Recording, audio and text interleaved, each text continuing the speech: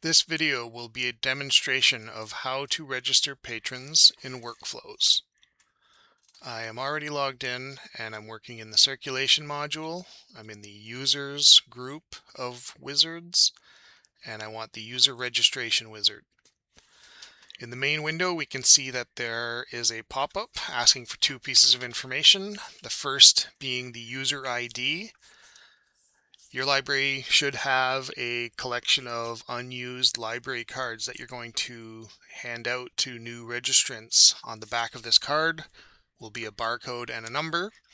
You would simply take your barcode scanner that's attached to your workstation and scan that barcode, and that should enter the number into this field.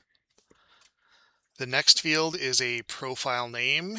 This drop-down will contain a list of patron types that are configured specifically for your library. So the options that you see here might not match the options that you see at your library, but they should all be something similar. Most libraries are configured to have adult, child, senior, teen, those type of profiles, and then non-resident versions of all of those.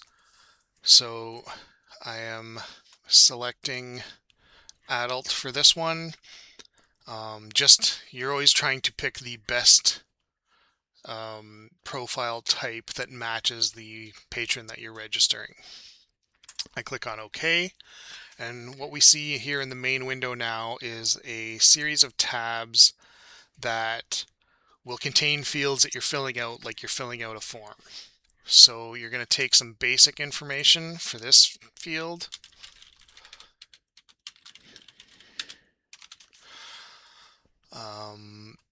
I am just putting in some test data here just for demonstration purposes. The rest of these you don't have to worry about because that's all configured by your library. The next most important tab is the addresses tab. So here you can see there are two addresses available. This is in case a patron has a primary residence and then another residence for the summer months, as an example. So you would be able to list out two different addresses here.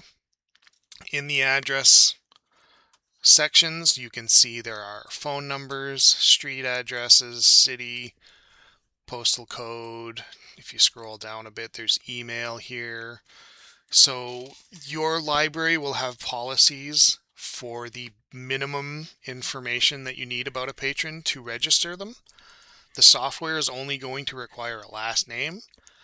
Your library will have different policies about what is required, such as your library might insist that everybody have at least a phone number or an email address in their profile so that you have a way to contact them.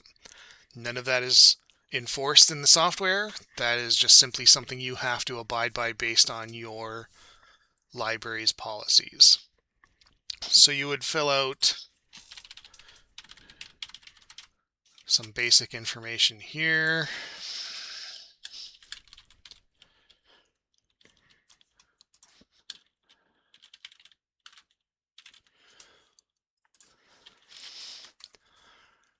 And then I'll put in a fake email account.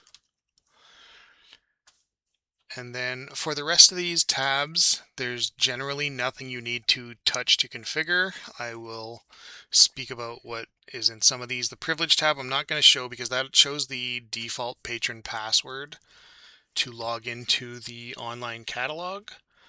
That is a password you would provide to that patron. The patron will then have the ability to change their password in the online catalog, or you have the ability to change it in that interface yourself. There's also the privilege expires date in that tab that will show when the card is expiring, and that'll be based on the date that you're registering it and your library's configuration for how long a card lasts. You don't have to figure anything out there. The system does all of that math for you. The demographics tab, there's user categories here that I'm not going to go speak to too much in depth, other than to say that most libraries don't use these. Some libraries do. They use them to subcategorize their patrons.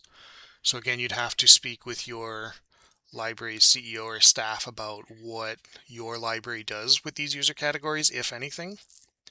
There's also a birth date here if you're tracking birth dates. Extended info, you generally don't have to add anything here. This is where you would add notes about a patron account. Generally, when you're registering a patron, there's nothing to add here anyways. The accountability tab, you definitely never touch that. That's configured by us at JASI support. And the user groups are not used by most libraries, but these are for grouping up patrons by families or by classrooms or things like that. So you have one person's in charge of a group of accounts. That's not the purpose of this video. I can make a video about that at a later date. So that's generally what you need to register a patron. Ultimately, it's not too much information. It's just their name and their contact information and their address information. So you can see here that I'm ready to save, but the save button is grayed out. That is because we first need to check duplicate users. So what this does is it takes this information from this form that we're filling out and it compares it against the list of existing patrons for your library so that we can minimize how many duplicate accounts we're making. So based on the information in the form, it's saying it's not finding any duplicate accounts, and so we are safe to hit save here. And then we can see we have some options here to register another user. This is going to return to the wizard and blank out all of the fields. We can make more changes to this user, so I can go back and if I've forgotten a couple things or if I see a typo, I can go back and fix it. And then there's clone copy to new user. This is very useful for if you are registering a few patrons that all share the same address. Because what this does is it will load up the new user registration wizard. You'll have to scan in another barcode, but the address information from that previous patron is copied into here so that you don't have to retype in the same street address, city, all of that information. That gets copied over, so it can save you some time there.